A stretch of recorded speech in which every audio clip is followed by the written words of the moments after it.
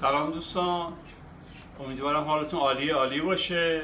امروز میخوام راجع به کودهای مختلف صحبت کنم با شما که برای چه کاریه، چجوری استفاده بکنید تا گیاهاتون همیشه سرحال و شاداب باشه.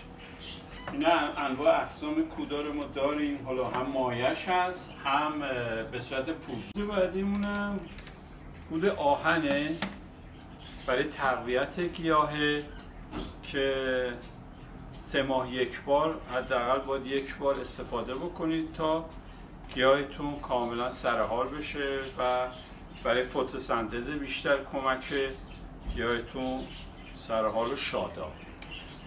خب کود بعدی کود جلبکه، ماهی 1 بار استفاده میشه به صورت پودر برای اینکه برگاتون سبزتر بشه و بزرگتر و پهن‌تر بشه. خب کود بعدیمون هیومیک اسیده. هیومیک اسید به خاطر اینه که خاکتون تقویت بشه و ریشه گیاه بهتر بتونه کودایی که استفاده میکنه و مواد مغذی که تو خاک هست بتونه جذب بکنه و گیاهتون سرحال بمونه.